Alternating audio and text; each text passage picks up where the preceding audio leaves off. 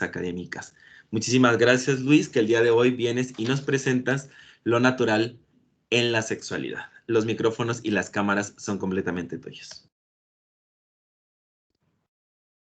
Bueno, muchas gracias por la presentación, maestra Magda, Jaime, gracias, Edwin también, grandes personas y amigas, amigos también, a quienes aprecio y a quienes agradezco además por la invitación a esta, más que conferencia, me gustaría que fuera una charla, que fuera un poco más descansada en la formalidad, porque algo que ha perjudicado mucho la mirada hacia la sexualidad justo tiene que ver la formalidad, ¿no? Si bien este es un espacio académico, si bien asumo por lo que escuchaba hace rato, la mayoría de las personas acá en este espacio virtual tendrán que ver de alguna manera con la universidad o con el espacio de producción de conocimiento, de saber. Por ahí también escuchaba que había personas de otras dependencias y espacios de gobierno.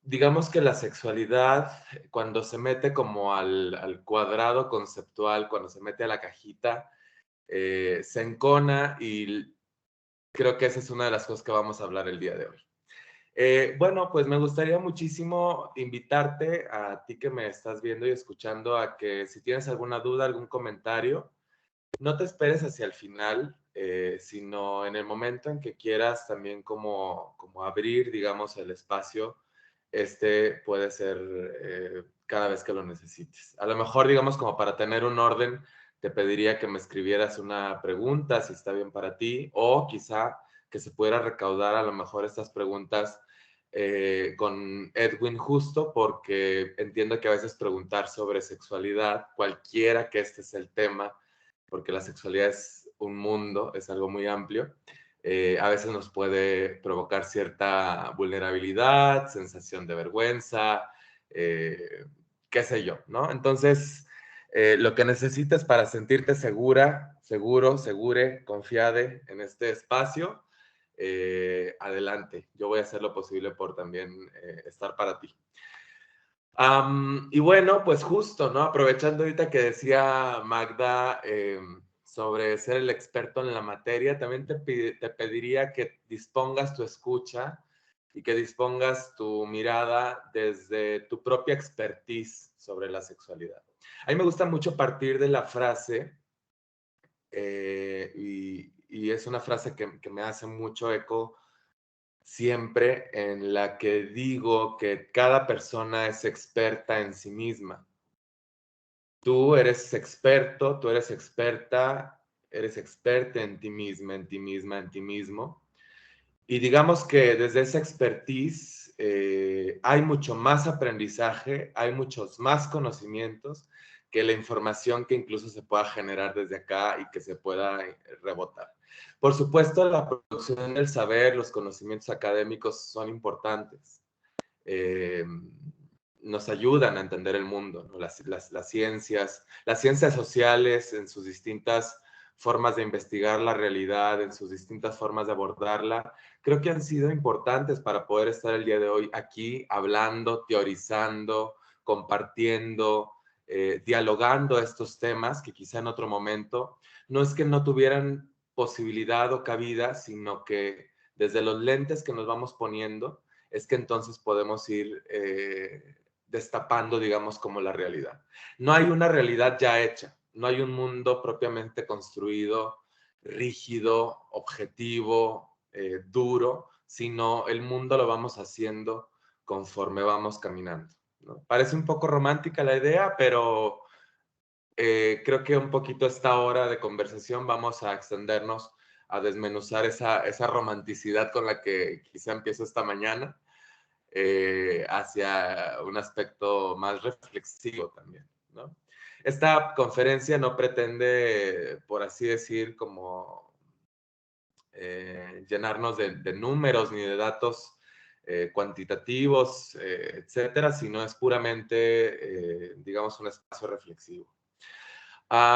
¿Por qué digo que tú eres experta en ti misma, experto en ti mismo, experte? Porque la sexualidad en principio, es algo, no es algo, es lo que somos, es lo que eres, es lo que soy. E incluso más que lo que ser y lo que soy, es lo que estoy siendo.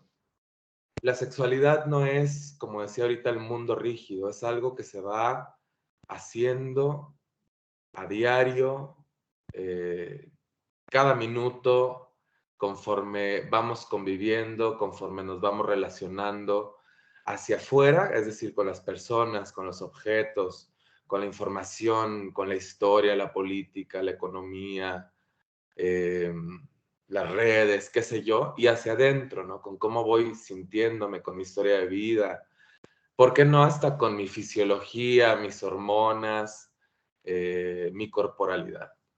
La sexualidad no es algo que solamente penda de un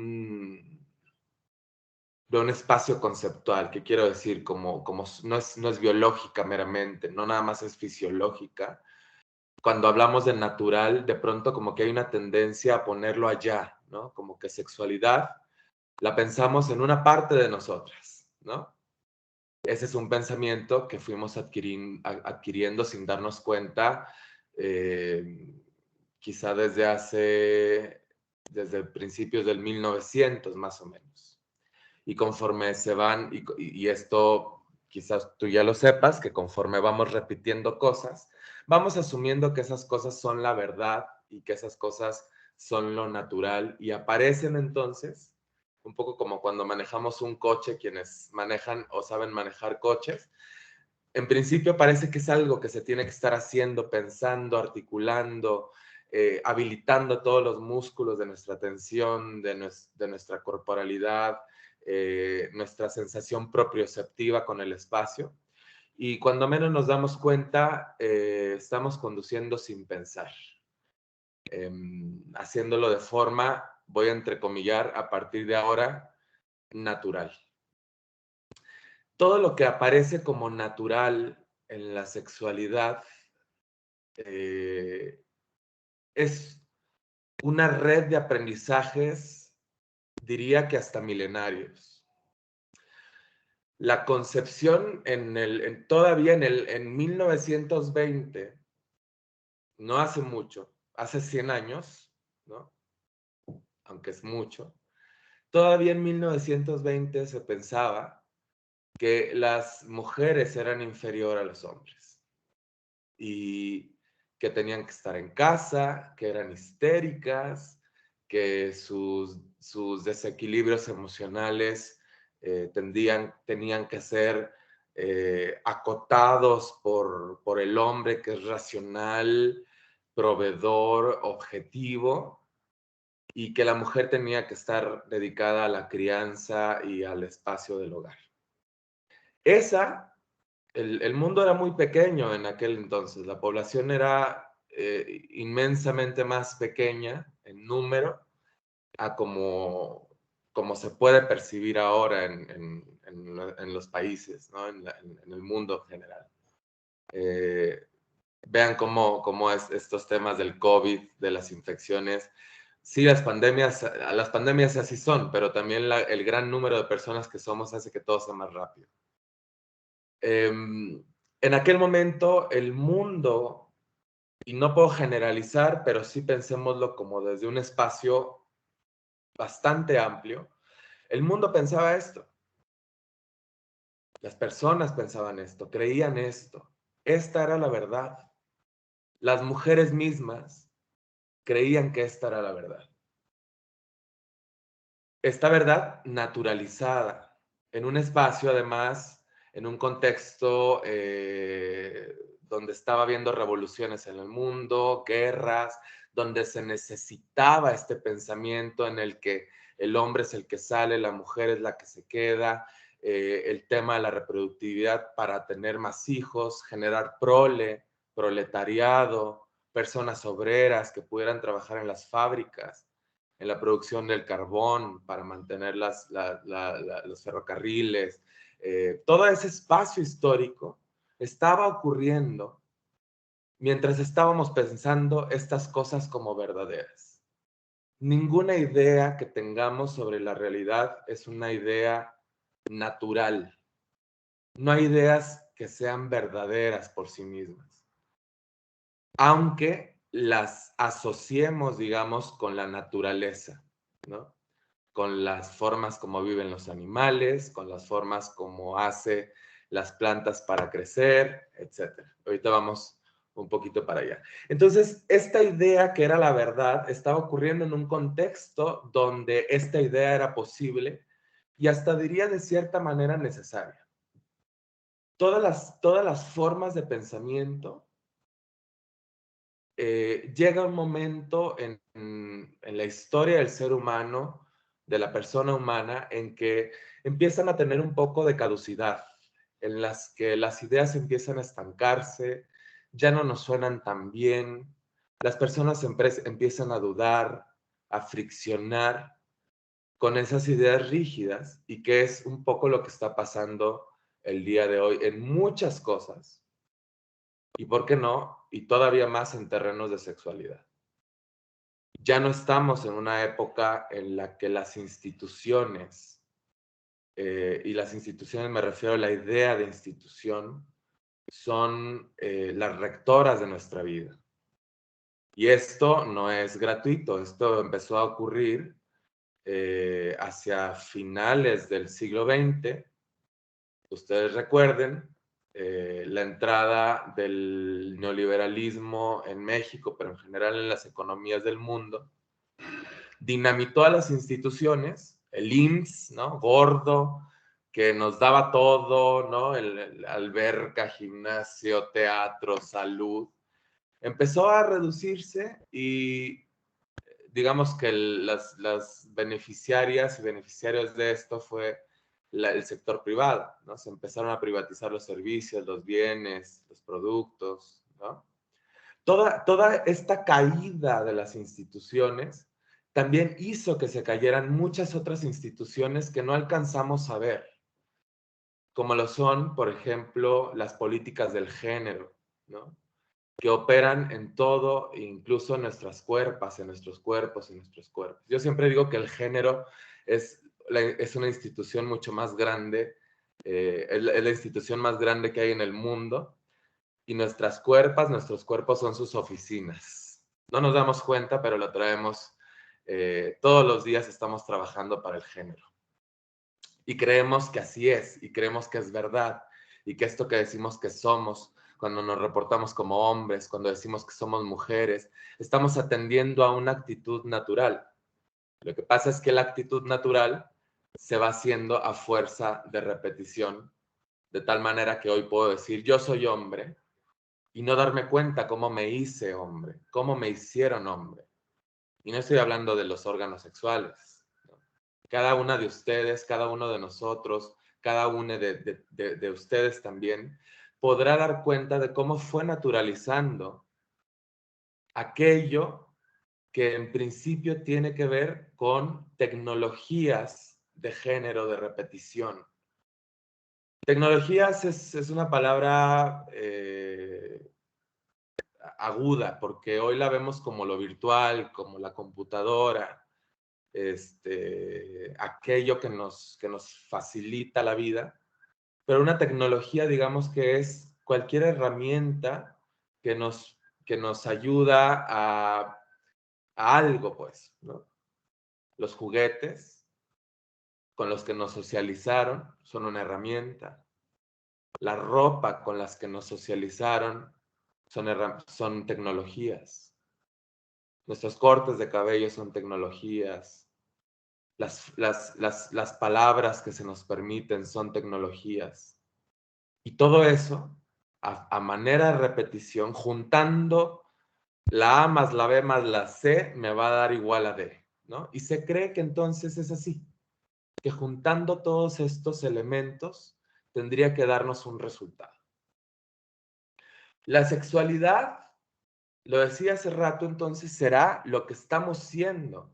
¿Y qué somos? Lo que pensamos, lo que creemos, nuestras ideas, lo que sentimos, nuestros aspectos emocionales, íntimos, lo que nos vulnera, lo que nos gusta, lo que nos disgusta.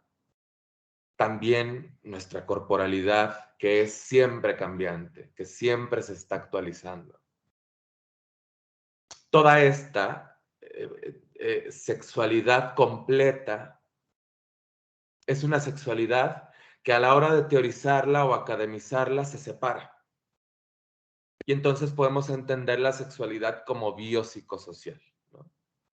Ya lo decíamos hace rato, académicamente nos sirve mucho analizar las cosas por separado, pero a la hora de vivir no vivimos nada por separado.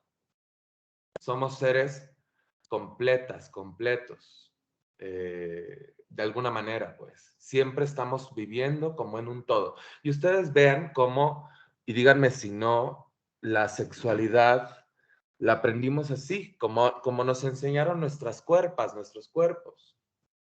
Los ojos, la cabeza, el pecho, las nalgas, las piernas, las gónadas, todo por partes.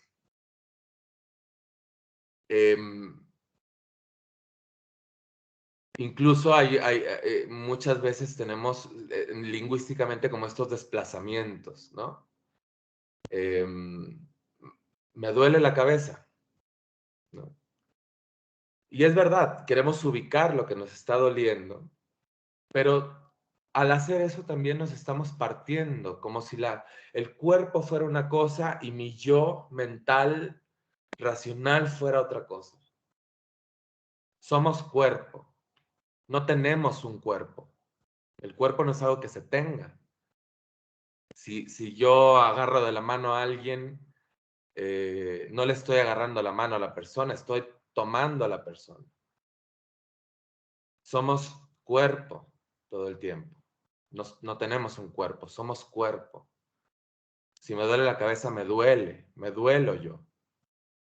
Y esa forma de partirnos, esa forma de partir la realidad, no es, ni es gratuita, ni es, ¿cómo decir? Impune, no es inocente. Las particiones, ustedes quizá tendrán como por ahí recuerdos, que habrá quienes lo usen más o habrá quienes ya no tenemos nada que ver con esto, pero recordarán la primaria, tal vez la secundaria, cuando utilizábamos los planos cartesianos, ¿no? Ubicar en gráficas, en cuadros, ¿no? ¿Dónde está qué? ¿Dónde es la localización, la ubicación, la segmentación? El pensamiento cartesiano se empezó a gestar a principios o a finales del 1800 y a principios del 1900. Esto dio origen a la ciencia positiva, a la ciencia objetiva, la de los datos duros, la que en el estudio de la conducta, por ejemplo, hablando de psicología, nos podemos dar cuenta de la realidad. No tiene nada que ver con las emociones, no tiene nada que ver con el inconsciente. Lo intangible no es medible, no sirve.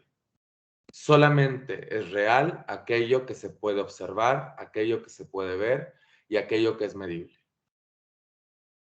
Esto, por supuesto, esta ciencia positiva, claro que ayudó muchísimo. Claro que se pudieron hacer un montón de cosas a partir de allí. Recordemos que las formas de pensar y ver la realidad, en principio, tienen un objetivo resolutivo y adaptativo. No hay nada que esté en nuestro chip social que en principio no haya funcionado para algo.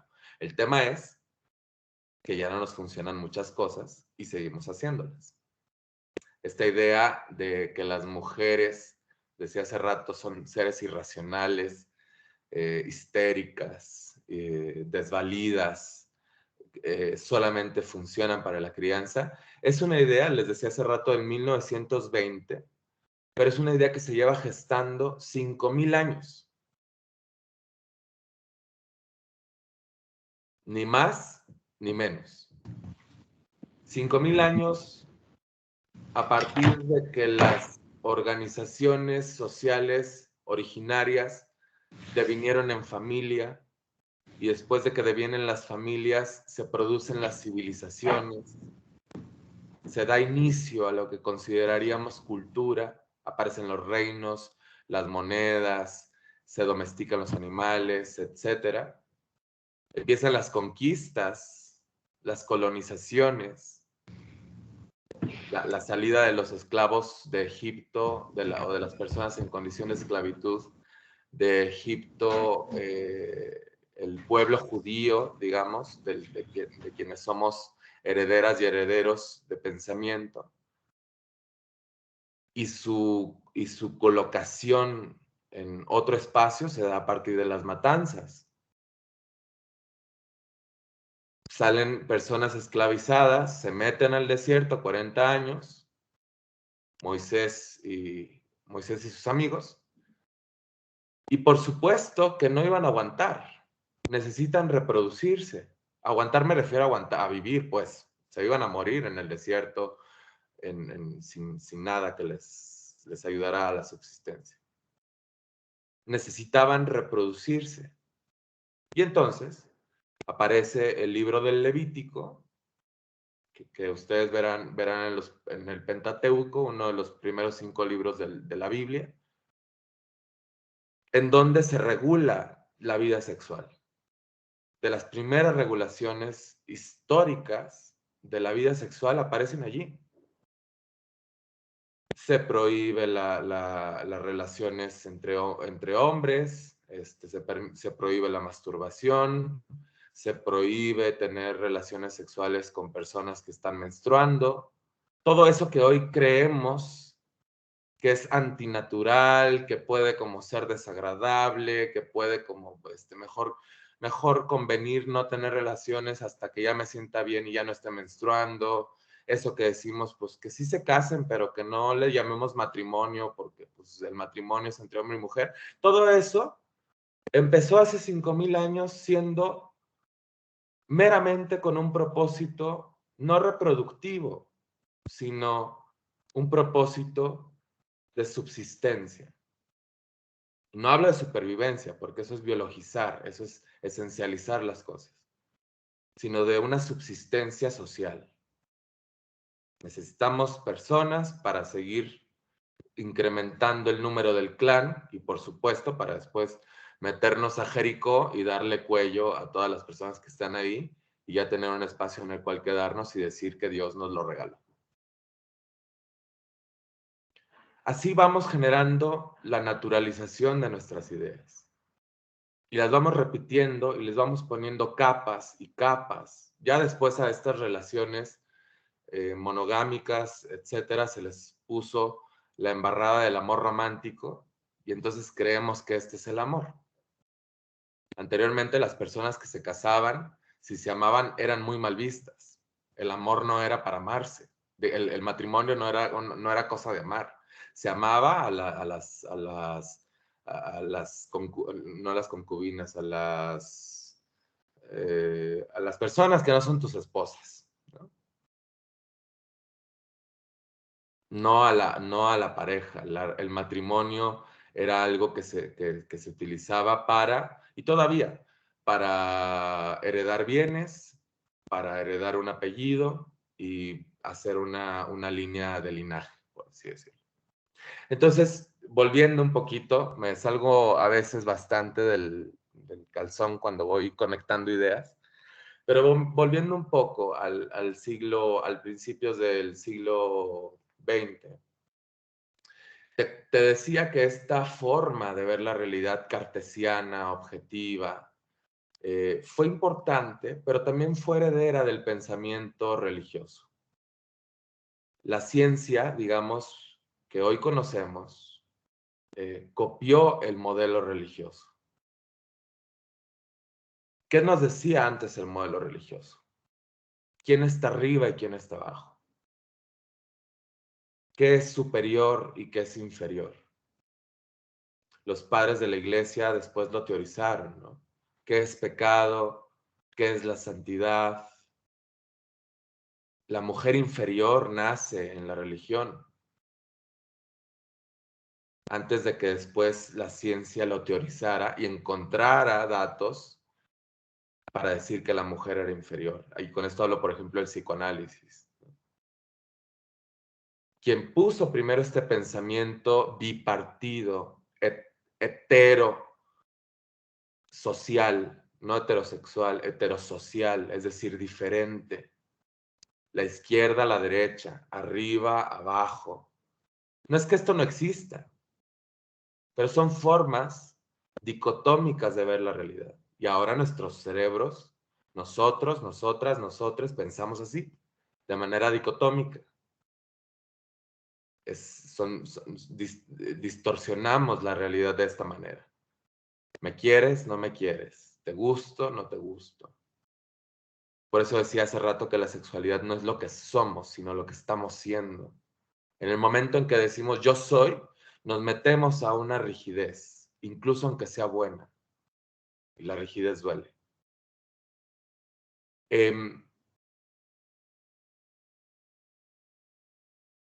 Este pensamiento científico es un pensamiento heredero de los aspectos religiosos que anteriormente gobernaban y gobernaban bastante bien en el sentido de tener mucho poderío, territorios y demás a las personas, ¿no? La iglesia tuvo mucho poder a lo largo de muchísimos años, ¿no? Sobre todo en todo Occidente, incluso con los reyes, con las reinas. Tenían gran presencia y eran, digamos, como los grandes consejeros y casi que era lo que las personas de ahí se dijeran que era, eso era. Entonces, a ver, para poder ver la realidad, primero hay que adquirir significantes. Realmente ni tú ni yo vemos nada. Lo que hacemos es mirar. La vista propiamente, como el sentido de nuestro órgano ocular, ya no podemos ver nada. Nuestra mirada siempre está condicionada por nuestras ideas. Así como la ciencia de principios de 1900 empezó a buscar por qué las mujeres eran inferiores, los científicos, y aquí sí me refiero a los hombres, empezaron a buscar la histeria en las mujeres, era porque primero tenían que creer que las mujeres eran inferiores. Dicen que el que busca encuentra, a mí me gusta decir más bien que nada que se haya encontrado no fue buscado primero. No hay hallazgo, bueno, no sé, a lo mejor eso sí es muy contundente, pero no hay cosa que no encontremos, que no estemos buscando desde nuestra mirada. Hay personas que decimos, por ejemplo, yo me siento en confianza cuando doy una clase o una conferencia porque no se están burlando de mí. Lo que estoy buscando, lo que estoy viendo desde mi mirada es un gesto, una pauta gestual que me indique burla. Y así la ciencia, sus preguntas de investigación, no hay ciencia objetiva que sea objetiva de veras. La objetividad es un sesgo como tal. La ciencia en todo caso puede ser más plural, pero nunca va a ser objetiva. Por eso las paridades de género son importantes en la producción de conocimiento, en la legislación de un país. No es para que sea más mita y mita y tú y yo y tal, sino para que sea más plural. La pluralidad nunca va a concretar una objetividad, sino en todo caso no, deja menos gente fuera, deja menos realidades fuera, deja menos subjetividades fuera. Estas preguntas, estas primeras creencias que se pusieron en la mirada de los investigadores, produjeron, por ejemplo, la teoría psicoanalítica. La teoría psicoanalítica es una teoría que nace por ahí de la época victoriana, que además es probablemente de las épocas históricas de mayor represión sexual en la historia moderna o en nuestra historia más reciente. Y nace a partir de esa época esta teoría en donde se encuentra que científicamente que la mujer es histérica porque necesita el falo del hombre. Tiene una envidia como decía Freud, la envidia del falo. Sufre porque le falta el falo. De ahí que luego tengamos frases como horribles, como el ya cásate, o es que anda en sus días, como muy asociada a la vaginalidad, muy asociada a la falta del orgasmo, muy asociada a la falta del falo. Vean cómo incluso nuestros chistes, nuestras bromas, nuestras chascarrillos, tienen una fuerte convención de realidad. Cada vez que bromeamos desde estas violencias, desde estos chascarrillos, que bueno, es una broma, es un chiste, cada vez que lo perpetuamos así, lo estamos promoviendo, porque además le damos el matiz de la broma, de la risa. Se vuelve significativo el aprendizaje.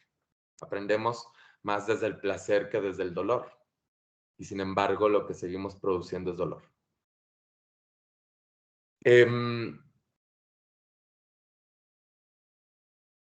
Y entonces, en esta época histórica, todo eso es la verdad. Todo eso es lo natural.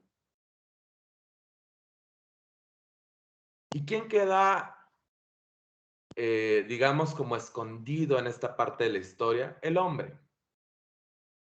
El hombre, refiriéndome a esta construcción del hombre, de la masculinidad.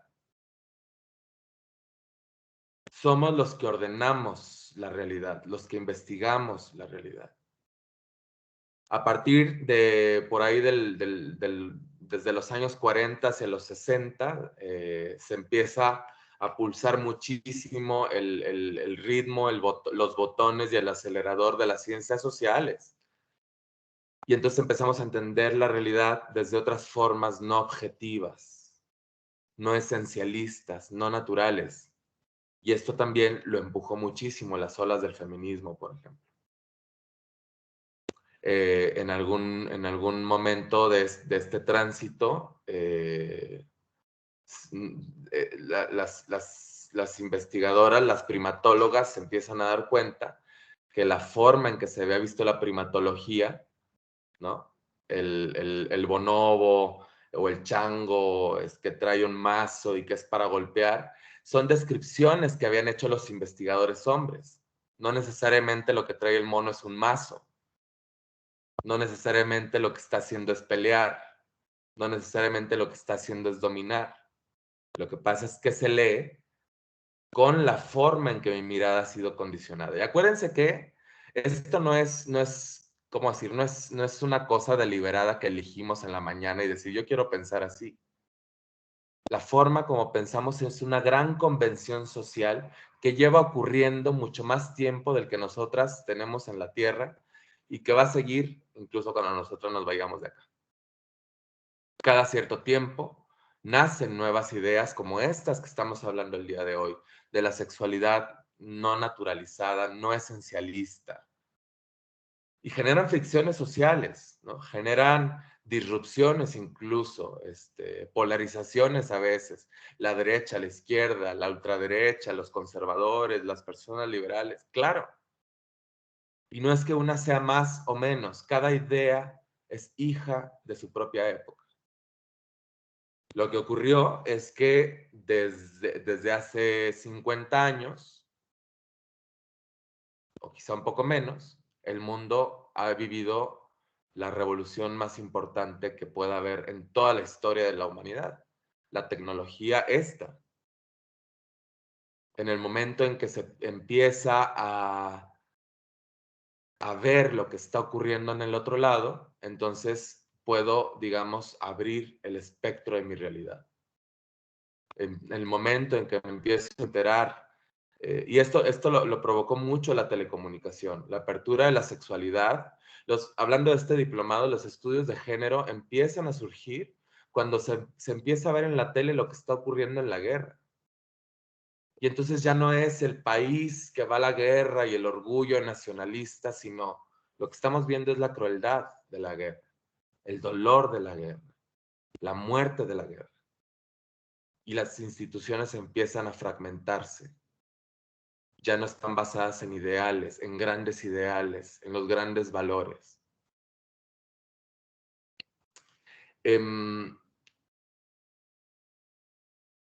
¿Cuál es el problema? ¿Qué pasó con la sexualidad? Cuando ustedes van al médico, a la médica, al médique, van a ver qué tienen. ¿Qué tengo? La persona médica observa eso. ¿Qué tiene la persona? No quién es la persona. ¿Cómo es la persona? Y no estoy hablando aquí como para hacer una diferencia entre la psicología o tal, ¿no? Sino estamos viendo la parte. La sexualidad, al convertirse en objeto de estudio, es decir, por ahí de la época victoriana, la homosexualidad empezó a existir, se inventó en la época victoriana.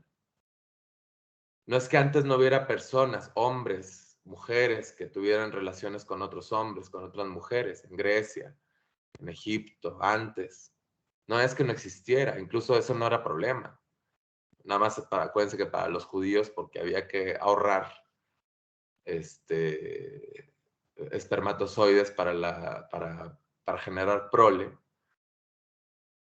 La invención de la homosexualidad en esta concepción social que se ha tenido, ahora menos, pero digamos desde la discriminación, desde el odio, desde el miedo, desde el rechazo, ocurrió hace un poquito más de 100 años. Es bastante joven si lo vemos en relación a toda la vida humana. La homosexualidad surgió como el bote de basura conceptual en el que se puso todo lo que está mal moralmente de la sexualidad. Entonces la ciencia empieza a dotar de palabras psiquiátricas, psicoanalíticas, psicológicas, todos esos comportamientos, expresiones, formas de identidad, formas de reconocerse, de expresarse, vivencias, y les empieza a asignar valores aparentemente científicos, pero que son morales. La palabra parafilias, por ejemplo, es una nomenclatura psiquiátrica. Para, etimológicamente, para significa al lado de, filias viene de amor, de amistad, y se refiere a todos aquellos comportamientos o expresiones comportamentales que no son reproductivas, o que no tienen fines coitales, incluso, más allá de reproductivas que no son coitales. Parafilias es el fetichismo, parafilias es el voyerismo, el exhibicionismo, parafilias es la audiofilia, la urofilia, la gerontofilia, la masturbación. La homosexualidad para Freud era una perversión, porque no tiene, aunque tenga fines coitales, no es reproductiva.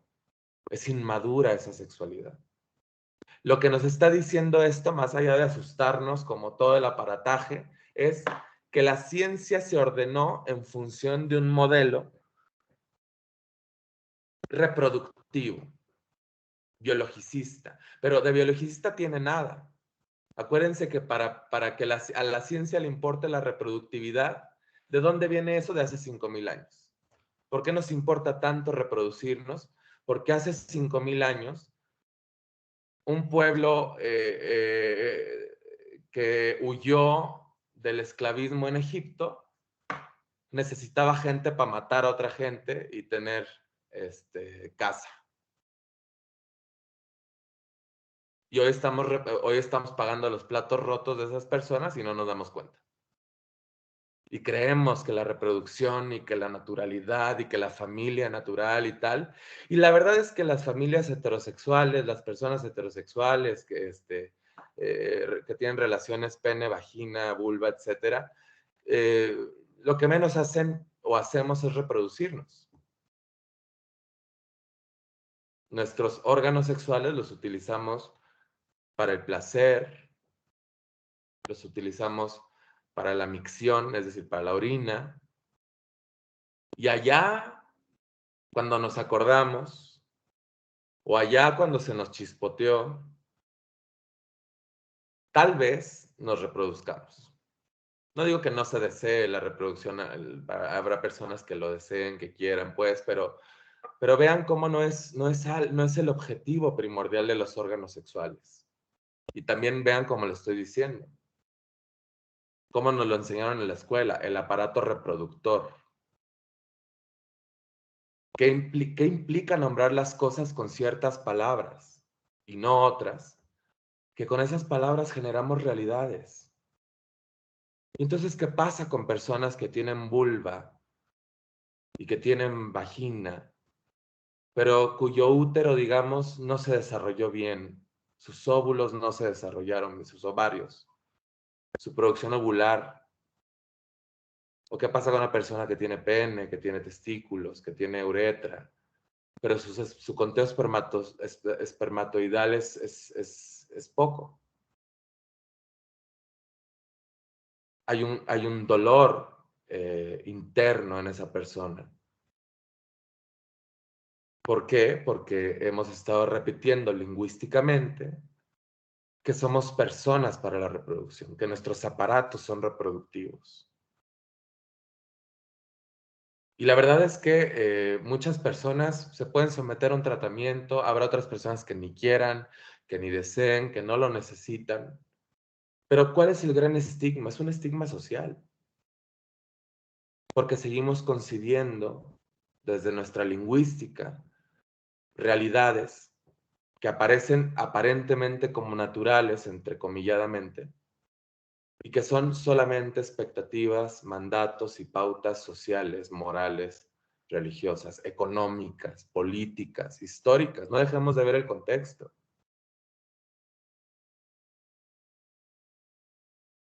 Y la verdad es que una persona que no tenga la condición para reproducirse no es menos persona. Es una persona digna, una persona de derecho, una persona en el mundo, experta en sí misma, única, diferente.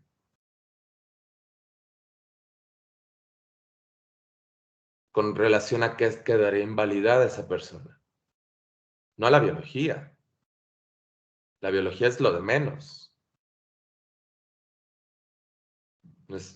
Si la biología, lo natural fuera el imperativo, y dijéramos que ser delgadas, altas, pelo largo, blancas y demás fuera lo natural,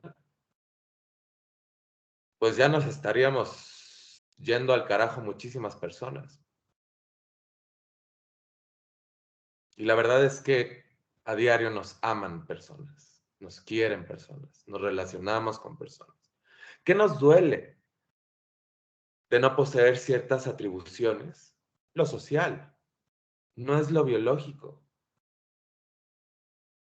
Puestos ciertos ideales corporales, puestos ciertos ideales de nuestras capacidades y condiciones corporales, fisiológicas y tal, es que generamos esta heterosocialidad. Quienes sí pueden, quienes no pueden, quienes sí tienen, quienes no tienen. Se generan desigualdades epistémicas, se generan violencias lingüísticas. La parafilia es una violencia lingüística, porque implica que tengamos que tener coito las personas para relacionarnos. Y deja allá en el bote de basura victoriano todas las otras expresiones, que no es que sean de unas cuantas personas, sino son de todas, de todos y de todas. Nuestras prácticas sexuales son tan amplias como lo puede hacer nuestra imaginación. Por supuesto, lo que hace, digamos, válida una conducta sexual es la ética sexual, que sean relaciones consensuadas, consentidas, con conocimiento de práctica, que no haya una relación de abuso, de poder,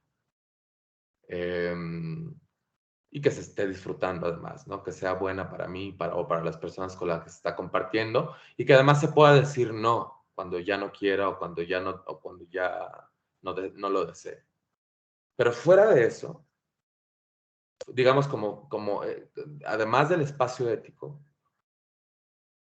todas las prácticas, las formas de expresión, y no nada más prácticas me refiero con lo que hacemos con nuestras corporalidades, la forma como amamos, nuestros modelos vinculares, relacionales, nuestras fantasías, la vivencia de nuestra intimidad, de nuestra conexión con la otredad.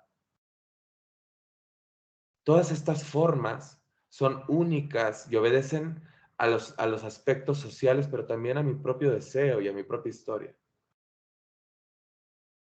Cuando la sexualidad se volvió objeto de estudio, dejamos de ver al sujeto de estudio, dejamos de ver la subjetividad. La ciencia dice que nosotras giramos alrededor del Sol, ¿cierto? Pero la experiencia, probablemente la de todas, la de todos, si lo pensamos menos y si lo sentimos más, la experiencia es que el Sol gira alrededor mío.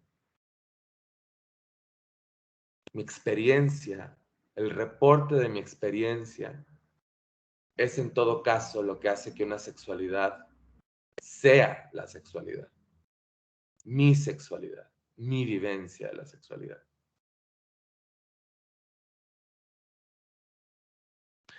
La sexualidad objetiva, ¿no? La que separa lo biológico, lo psicológico y social, solamente es una distribución, en todo caso, académica. Los conceptos de normal y anormal en la sexualidad no pueden operar, porque la sexualidad, recuerden, es subjetiva. Está basada en la experiencia de la persona, de tu experiencia. Tú eres experta, eres experto, eres experta en ti misma, en ti mismo, en ti misma.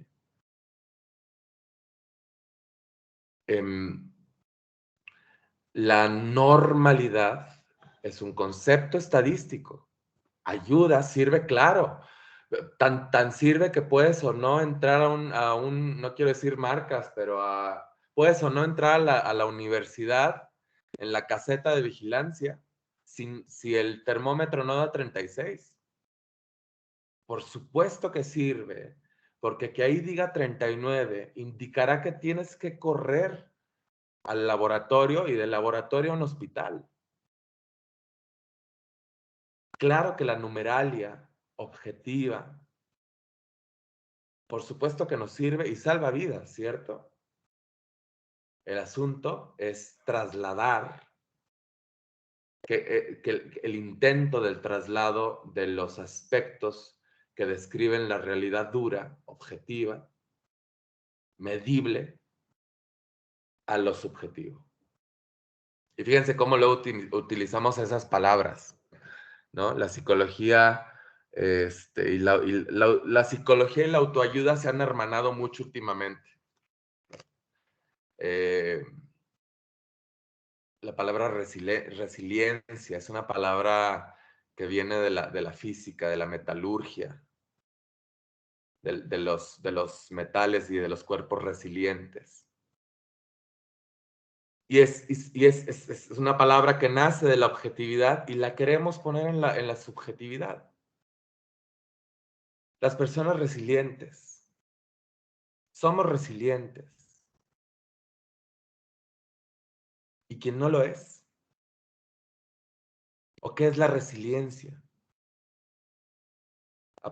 Y esas palabras además obedecen a un mandato social. ¿Cuál es el mandato desde el 2000, desde el año 2000 para acá? El boom de la felicidad, ya venía encaminándose el individualismo social, ya veníamos sometiéndonos a nuestra propia imagen, a desvincularnos de lo social, de lo simbólico. Las instituciones ya se cayeron, ya no sirven. Ahora yo soy mi propia institución. Y de ahí embelesados de nuestras fotos, de nuestros videos, de nuestras redes sociales, de nuestros filtros. que la resiliencia obedece a ese espacio de producción capitalista. Mejórate, crece, cambia, modifícate, sé feliz, muévete. Y por mucho que sea bueno, recuerden que solo una forma de vernos lastima, duele, es rígida. ¿Qué pasa con nuestras identidades?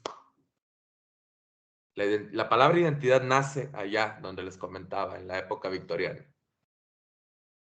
Las identidades, la identidad sexual se creó en la época victoriana, donde acuérdense que era el basurero. Y las identidades son eso, son cárceles. Tenemos que describir quiénes somos. Soy mujer, soy hombre, soy homosexual, soy bisexual, soy persona trans, me vivo en queer. Cada vez que nos identificamos, nos metemos a una caja de vivencia.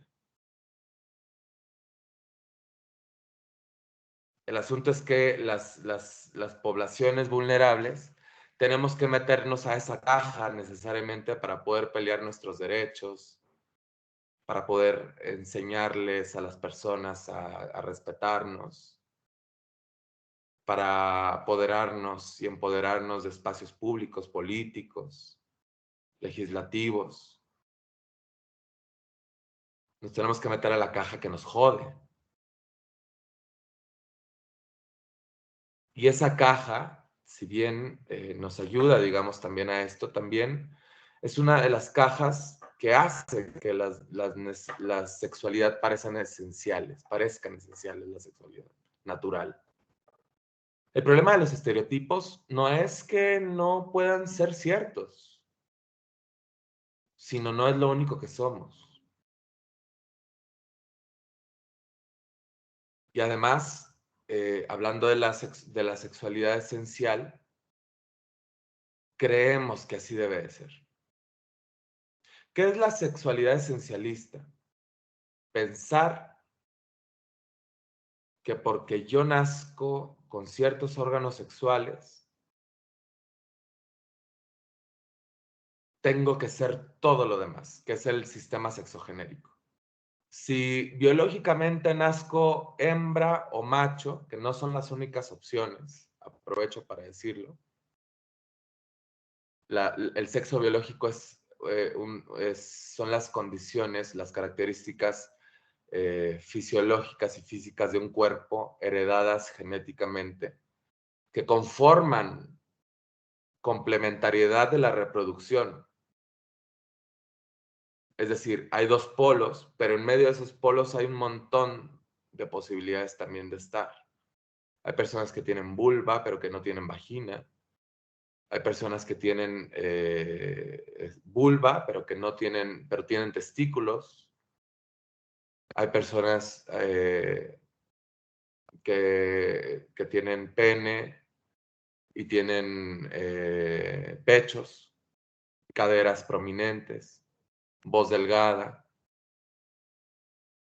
que desde la ciencia objetiva y desde la ciencia esa que hace que la sexualidad duela, se les ha denominado síndromes,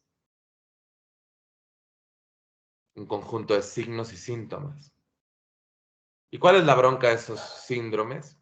Que esas personas no pueden reproducirse. ¿Quién necesita que se reproduzca? ¿Desde dónde necesitamos la reproducción? Acuérdense. Entonces, el sistema sexogenérico es eso. Pensar que si yo nazco con un sexo biológico tal, que además es muy a la vista de la impresión médica, es decir, por lo que tenemos entre las piernas, cuando el sexo biológico no nada más es eso, también son nuestros órganos internos sexuales, también son nuestras hormonas, nuestro sexo cerebral, es decir, anatómicamente cerebral, nuestros cromosomas, nuestras hormonas, nuestras enzimas. Todo eso es, no nada más lo que tenemos entre las piernas. Pensar que eso me va a hacer devenir en hombre masculino heterosexual, es desresponsabilizarnos y desenfocarnos de todas las capas que le ponemos a eso. Cuando alguien ve entre las piernas que una persona tiene determinados órganos, dirá, ¿es hombre o es mujer? Le bautiza cartesianamente. ¿Está arriba o está abajo? ¿Está a la izquierda o está a la derecha? Del padre. Le distribuye cartesianamente. Le va a poner significantes, formas de estar en el mundo. No es una determinación para siempre, por supuesto. La identidad, ojo, no es algo, la identidad debería más bien no ser algo que ya está, que se consigue. La identidad es algo que se descubre. En general, yo diría toda la sexualidad es algo que se va descubriendo hasta el último día de nuestras vidas. Cuando alguien dice tú eres hombre o tú eres mujer en relación a nuestra llegada al mundo, lo que hace es ponernos el instructivo con el que vamos a ser tratadas, tratados, tratades a lo largo de nuestras vidas. Lo decía hace poco justo en un taller aquí con la coordinación, un taller sobre sexting que estamos haciendo. Las técnicas, las tecnologías del género. Ustedes observen cuando están estas fiestas en las que se revela el sexo, entre comillas, porque no se revela el sexo el sexo el sexo de una persona es muy difícil saberlo. Se revela el género de la persona. Cuando se revela el género, hay una gran fiesta. Estamos festejando un sistema cartesiano que dice quién está arriba y quién está abajo, quién va a ser princesa, a quién se le va a salvar, quién tendrá que ser sensible, quién tendrá que ser reservada. Por supuesto que hoy tenemos muchas más improntas de lo que tendría que ser una mujer o lo que es una mujer, que puede ser lo que sea, como un hombre, aunque a los hombres nos está costando muchísimo más trabajo. Y claro, porque pues el poder es muy sabroso al final del día. Pero lo que celebramos en estas fiestas es como los chistes. Estamos celebrando las violencias, la desigualdad. Y uno podrá decir, no, estoy celebrando a la vida y el que viene alguien al mundo y tal. Pues sí, pero lo hacemos con los colores, lo hacemos con los globos de ciertas formas socializadas. Y esas son las capas. ¿Cuál es el tema del género? Acuérdense que del género, nosotras somos sus oficinas. Estamos trabajando para ello todo el tiempo. Son lentes con los que estamos viendo la realidad. Y no sabemos, pues. No generalizo, pero lo pongo así. Y entonces, bueno, hombre o mujer. Y entonces ese hombre o mujer tendrá que ser masculino o femenino. Hablando de roles, hablando de expresiones, de comportamientos, de atribuciones sociales, de vestimenta, indumentarias y demás. Y además, tendrán que ser heterosexuales o son heterosexuales. Esa heterosexualidad obligada de besa a tu primito, te gusta tu primita, ¿no? La amiguita. No le decimos a nuestro hijo, besa a tu amiguito. Hay una estructura. ¿Qué pasa con la cultura? La cultura habla por nosotros. Nosotras hablamos la cultura. No es que no tengamos, que nos podamos apropiar conscientemente de lo que estamos diciendo, pero es un trabajo. todo aquello que no reflexionemos, todo aquello que no pensemos, porque nos da flojera, porque no es para mí, yo no tengo nada que ver, a mí no me pasa, yo no lo vivo.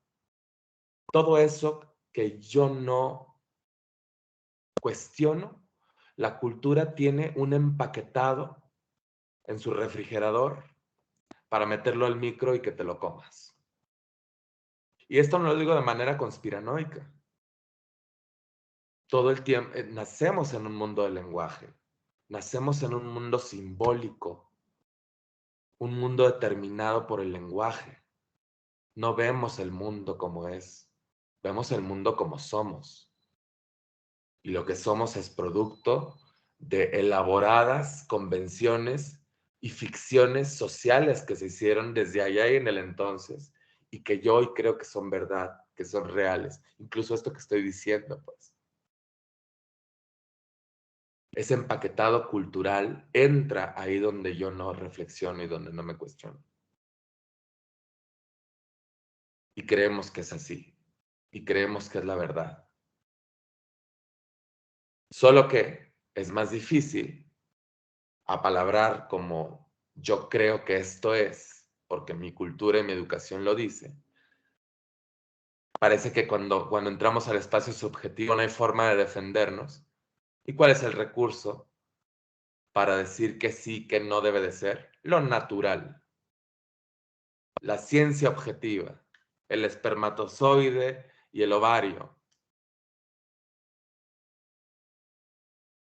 Y con eso protegemos, enclaustramos y encriptamos nuestros prejuicios, nuestras educaciones, nuestras formas de pensar, nuestra moral, y ponemos un recurso epistémico, anatomofuncional, como estandarte, aparentemente biológico, pero que es eminentemente social. La sexualidad no es algo natural. No se nace con la sexualidad. Se nace cuerpa. Se nace cuerpo. Eres cuerpo, eres cuerpa. Cuerpe. La sexualidad es el producto de nuestras interacciones con el mundo. Y solamente interactuamos con el mundo a partir de nuestra cuerpa. No hay nada inherente en la sexualidad. Inherente, sí, hay cosas, hay reacciones orgánicas, fisiológicas y demás, pero no nada más somos eso. No nada más somos la parte, somos la persona. No me duele la cabeza. Lo decimos así, me siento mal. Aunque en la parte se localice hacia arriba, me siento mal toda yo. Con las vacunas, con el Omicron. Me duelen los músculos y como quiera no trabajo y no salgo y no tengo ganas de ver a nadie. Aunque mi cerebro esté dispuesto, aunque no tenga carraspera, gripa. Y bueno, además en estas circunstancias no habría que ver a gente, pues, pero nos dolemos todas, toda yo, todo yo, todo yo.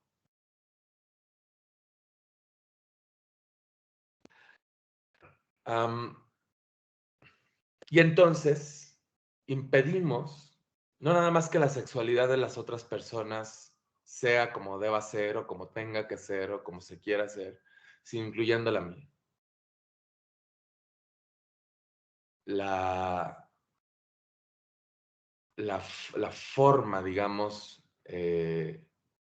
ahorita que hablaba Magda sobre información y sensibilización, la forma en la que podemos ampliar nuestra experiencia, que acuérdense que la experiencia dice más que la ciencia. La experiencia al final del día es lo que organiza nuestra realidad. Si yo no vivo tal cosa, no significa que no lo vaya a vivir. Es que en mi casa no hay esto. Solamente puedo hablar por mí y a medias, porque no somos personas terminadas. Nos falta un cacho de vida entero, ojalá y espero, si nos seguimos cuidando y nos cuidamos bien, para vivir lo que necesitemos vivir. ¿Qué me desconecta de mi necesidad? ¿Qué me desconecta de la experiencia? ¿Qué me desconecta de la vivencia? La cabeza, pensar. Y entonces ahí donde siento rico, voy a ir a buscar con mi cabeza aquella palabra que lo venga a molestar. Aquella palabra científica, aquel recurso psiquiátrico, aquella investigación psicoanalítica, aquella palabra de mi historia de vida que venga a molestar mi experiencia de la sexualidad, no de lo sexual. De lo sexual estamos hablando del pene y de la vulva. De la sexualidad, de toda yo. Andamos por la vida molestando molestias que no son molestias. No nada más las de otras personas. Oye, chécate, ve allá y revisa. ¿Y por qué no estás teniendo relaciones sexuales? Tiene que ser cada 3 veces a la semana. Tiene que durar tanto. Tengo que tener la cintura de cierta medida. La sexualidad de números, cartesiana. Vamos poniendo molestias, molestando molestias que no son molestias. Lo peor de molestarlas es cuando se convierten en violencias, en discriminación, en exclusiones, en estigmas.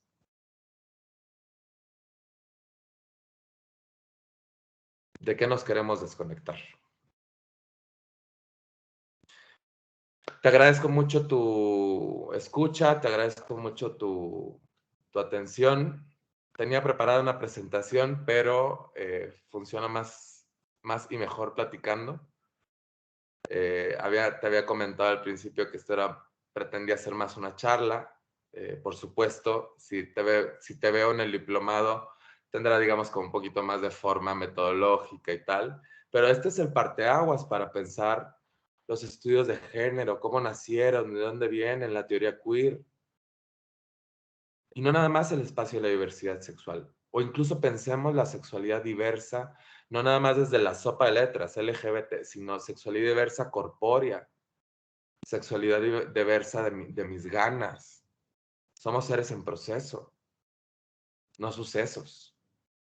Y a veces voy, y a veces regreso, a veces paro, me levanto.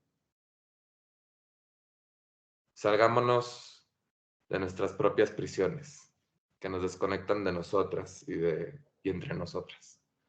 Te agradezco mucho tu participación. Podemos abrir un espacio para preguntas, respuestas, comentarios. Muchas gracias, Luis. Muy, muy interesante.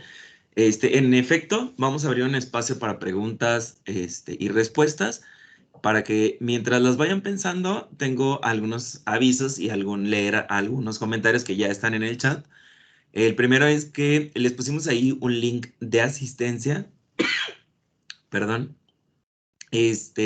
para que quienes no se han registrado puedan registrarse en este link. Ahí lo pueden ustedes encontrar en el chat.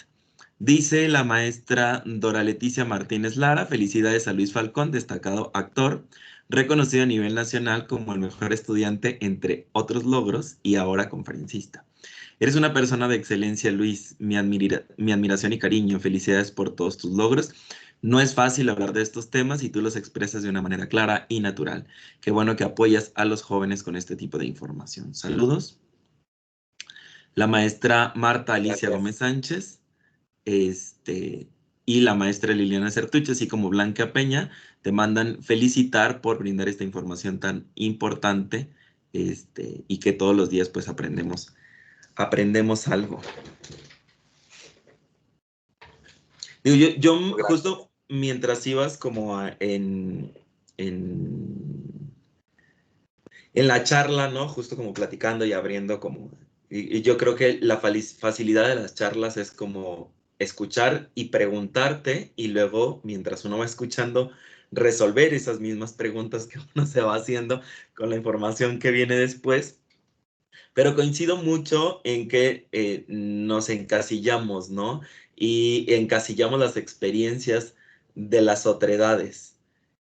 Pensamos en que lo que yo vivo tiene que ser para las demás personas y entonces no les dejamos justo descubrirse, desarrollarse, vivir desde lo que les guste y no les guste en el desarrollo de su, de su vida, ¿no? O sea, justo lo mencionabas con el besa a tu amiga, a tu amigo, a tu prima, a tu primo, desde la parte de ser hombre o mujer, ¿no? Desde la asignación que le damos a las corporidades de las infancias.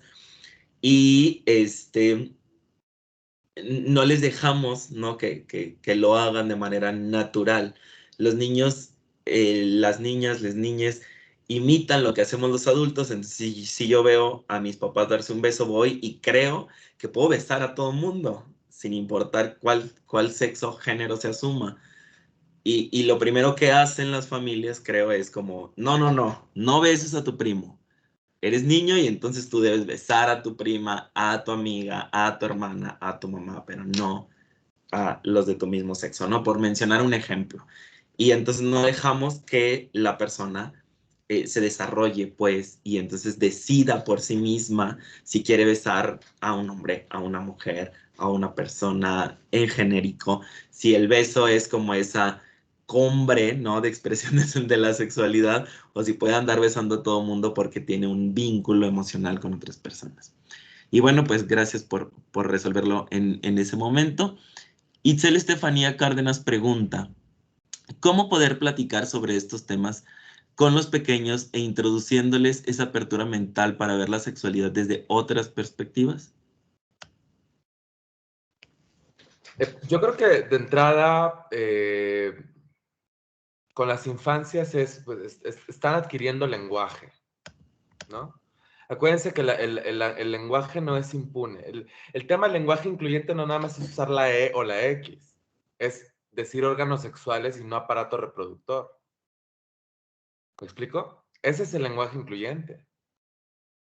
Pero bueno, más allá, no íbamos para allá, sino a lo que voy es que justo puedan vivirse en la inclusión y en la diversidad.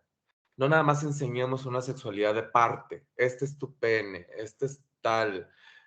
Solamente tú puedes saber. Es bien importante, ¿no? También educar desde la seguridad, desde la confianza, desde que conozca también y nombre su cuerpo, digamos, la persona, pero que no nada más sepa que esa es su sexualidad.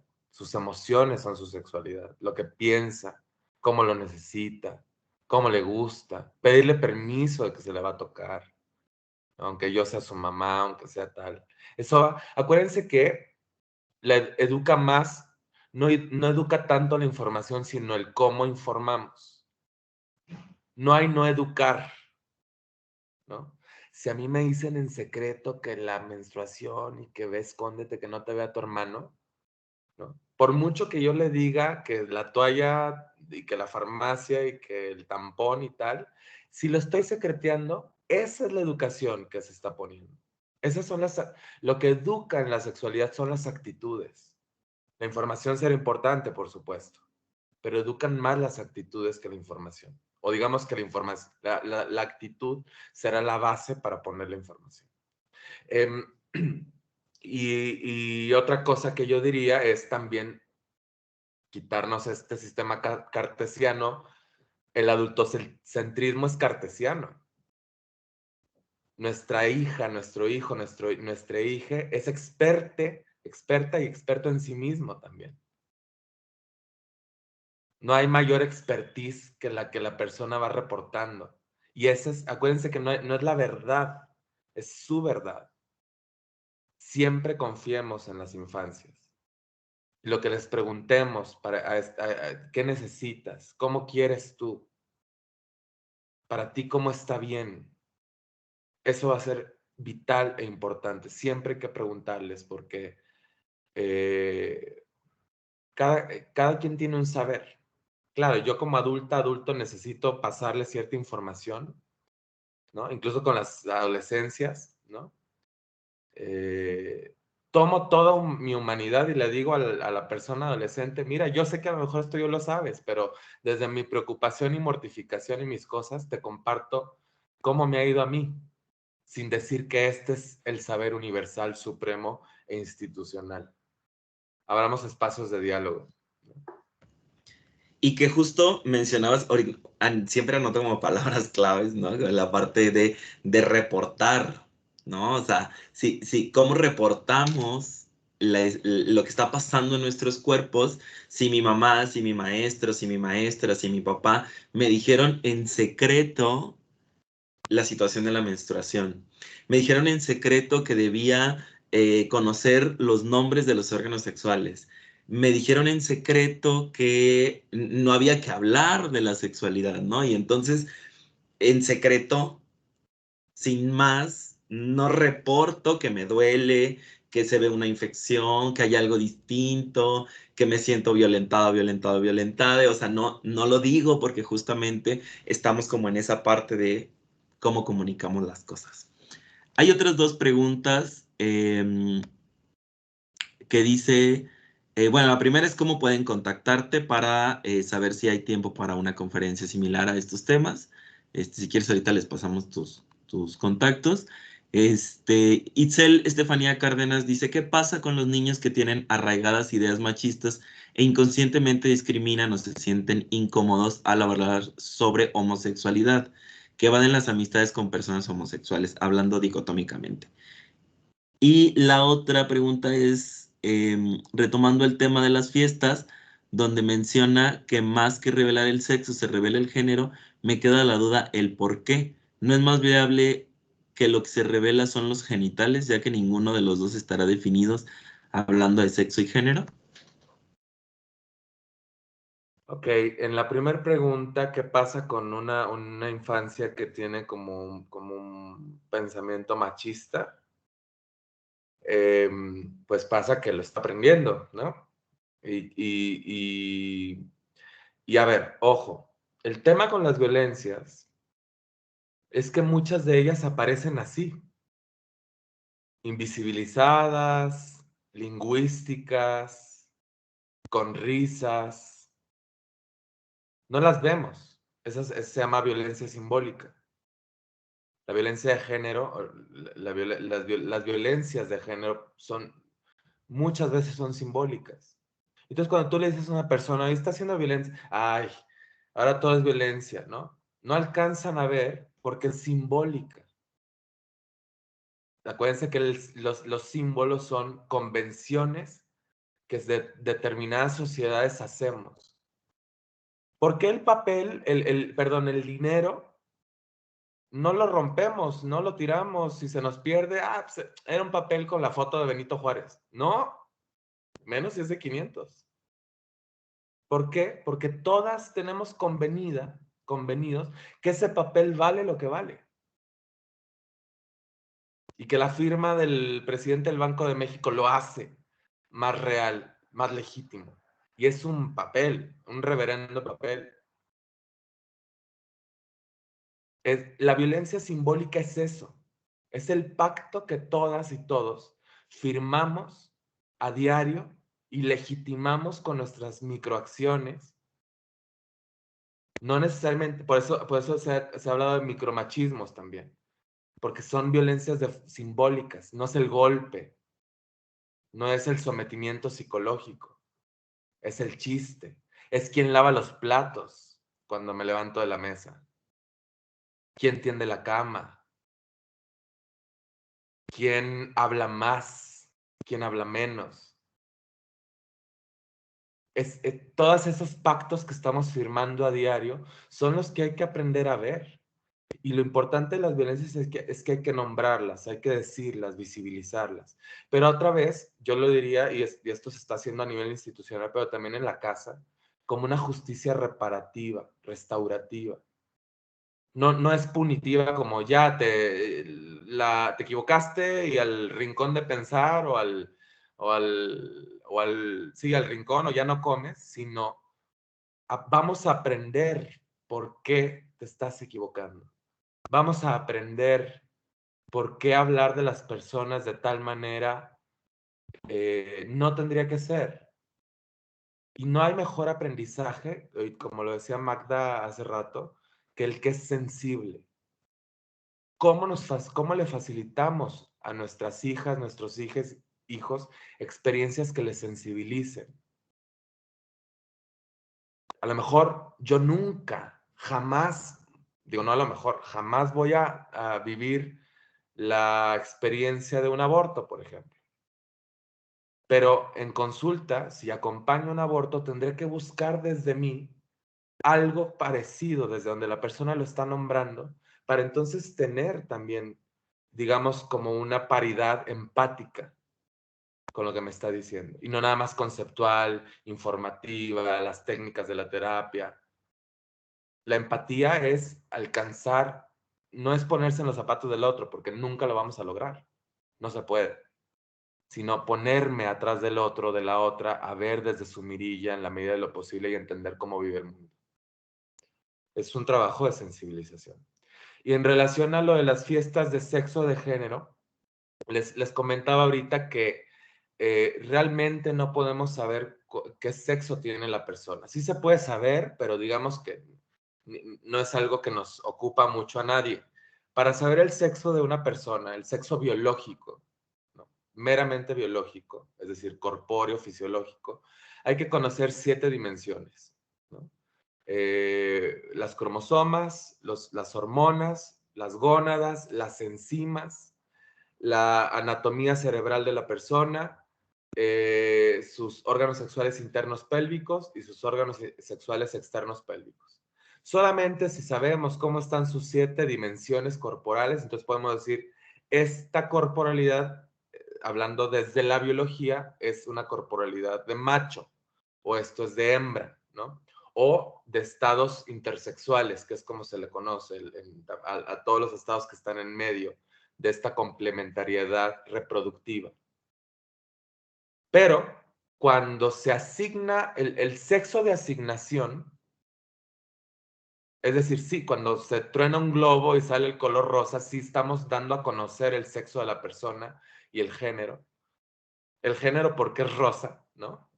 Pero se le llama hombre y mujer al sexo de asignación. Cuando mi médico, partero, o la persona en el ultrasonido me dijo, mira, es un niño, este cuerpo con pene es un niño, ya se asignó ya se asignó un sexo. Eso se llama sexo de asignación. El tema del sexo de asignación, y lo decía hace rato con el sistema sexogenérico, es que al sexo de asignación, si eres hombre, tendrás que ser masculino y todas las tecnologías que te hagan hombre o que te masculinicen, no necesariamente hormonales. E incluso sí, a ver, piénsenlo a nivel, si hablamos de la biología y tal, pensémoslo, piensen las tecnologías de género, no nada más son para personas trans. Si yo tengo entradas de calvicie y viene un producto que me dice, te va a salir cabello, ¿desde dónde estoy necesitando ponerme el producto? No nomás es para verme guapo, es el género lo que está atravesando eso. Mientras más pelo tenga, más hombre soy. Y los que nos medio sale barba, bueno, a mí sí, pero a las que les medio sale barba, o se la quitan, o se embarran el producto milagroso, pero no pueden vivir a la mitad. No generalizo, pues, ¿no? Pero chequen eso. Pasémoslo a la vida real, ¿no? La sexualidad, otra vez, no es el estar siendo, estoy siendo. Tengo que ser, y si no soy, el problema del patriarcado y del machismo es que también nos jode a los hombres. Digo, es problema por todo, en general. Pero hasta entre hombres hay hombres, ¿no? Hasta entre hombres hay jerarquía. El hombre del sistema sexogenérico tendrá que ser macho, macho biológicamente, hombre, socializado masculinamente, heterosexual, blanco, eurocéntrico, rico y educado en el sistema Montessori, ¿no? Y de ahí vamos quitándole, ¿no? La hombría es algo que se hace, no es algo que se es. Ya lo decía Simone de Beauvoir, ¿no? No se nace mujer, se hace una mujer. Y lo mismo el ser hombre, ¿no? Lo que se revela en las fiestas sí es el sexo de asignación, no es el sexo biológico. Entonces, lo que se está revelando es cómo va a ser tratada la persona, ese es el género, a partir del sexo de asignación. Hay algunos comentarios. Pienso que ahora niños, adolescentes, jóvenes y o personas en general tienen más información que antes y son más abiertamente. Se podría decir que libres de expresarse, decir lo que sienten, que les gusta, que no, pero siguen habiendo tabúes, como dijo usted, poco a poco se van eliminando esos tabúes. Hay otra tiene una pregunta, Blanca Peña, hablando de los peques, tengo una duda, tengo una amiga, muy buena amiga, que tiene un niño de 5 años y más o menos como a los 4, dice que el niño hacía cosas como tipo masturbación. Su papá lo vio en una ocasión y lo regañó que estaba mal que hiciera eso. ¿Es malo que el niño haga eso? No, acuérdense que en sexualidad no podemos decir que algo es malo o es bueno, ¿no? Es como dicotomizar. Más bien, ¿qué hace que algo sea válido o no? La ética, ¿no? El consentimiento, conocimiento, no hay abuso de poder y tal. Cuando en estas edades, entiendo que son como los 5 años, son edades de exploración. Los juegos de estas edades son totalmente explorativas de los cuerpos, de las corporalidades, ¿no? No estamos hablando necesariamente, hay que ver cada caso, pero digamos que en lo general se ve que en este rango de edad, los niños, las niñas y las niñas exploran sus cuerpos, se los enseñan, se los tocan. Ya la erótica, la carga erótica es la que se la pone el adulto que los descubre, ¿no? Y no necesariamente, digamos, como que es indicio de algo más, sino es parte del desarrollo esperable, y parte de reconocer, ¿qué están reconociendo? ¿Quién soy yo? ¿No? ¿Cómo soy yo? Y a veces también eso se descubre en espejo. Ahí, perdón. Soy yo esto porque no tengo esto que tú tienes y así, y viceversa, ¿no? Hay otros dos comentarios y terminamos con esta última pregunta, para terminar con este espacio de preguntas y respuestas. Alexandra López Nicolás dice, he asistido a varias conferencias sobre sexualidad, pero esta es de las mejores. Muchas gracias por expresarse con el lenguaje inclusivo, ya que muchas personas creen que es ridículo incluir diversas orientaciones y preferencias sexuales. Y Angelinda Ariela Rivera García pregunta, ¿qué consejos nos darías para hablar con nuestros padres sobre nuestra sexualidad y cómo podemos manejar la situación ante una familia sin apertura en este tema?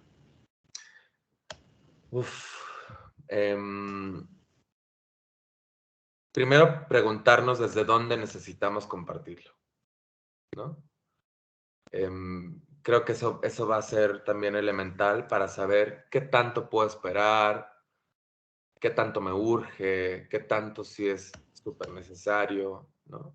Como tal, yo no aconsejaría, porque cada cabeza es un mundo, ¿no? Acuérdense que la expertise es la de una, pero sí siempre es como recomendable andar de buenas, ¿no? Un poco como también después de la comida, ya que la sangre está más en la panza que en el cerebro, ¿no? Es como ese tipo de cosas, pero digamos que creo que la pregunta importante sería ¿desde dónde necesito compartirlo? ¿Por qué es importante para mí compartirlo a mis papás? ¿No?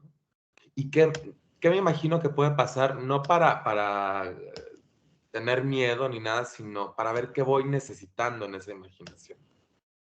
¿Me explico? Si yo me imagino que se van a enojar, o si yo me imagino que lo van a tomar bien, o si yo me imagino que va a haber llanto, ¿qué necesito para disponer del espacio, del entorno, de mí? Yo creo que se pega un poco con la siguiente pregunta, ¿no? De mis redes de apoyo. ¿Cuento con redes de apoyo? ¿No? Hay otras personas que me dan soporte, mis pares, pero también, digamos, con otras personas profesionales y demás. Creo que eso puede ser importante, pero definitivamente primero preguntarnos desde dónde lo estoy necesitando, ¿no? No es una obligación, recuerden, informar nada de nosotras, ¿no? En general de nuestra vida sexual y tal. si bien puede ser importante compartir, ¿no?, lo que nos gusta, quién nos gusta, hablar de nuestra vivencia afectiva, pero creo que una brújula es desde donde lo estoy necesitando. Muy bien. Pues, digo, agradezco, Luis, que hayas podido compartir todo esto. Yo le cedo el micrófono a la maestra Magdalena. Gracias, Edwin. Pues muchas gracias, Luis. Gracias a todos y a todas ustedes que estuvieron acompañándonos. Sé que el tema da para muchísimo, o sea, no creo que 2 horas, 3 horas sean suficientes, pero bueno, van a tener el contacto de Luis, se los van a compartir por redes o cómo se los vas a compartir. Ya Luis que nos diga, pero bueno. Pues, Tú di. Perdón,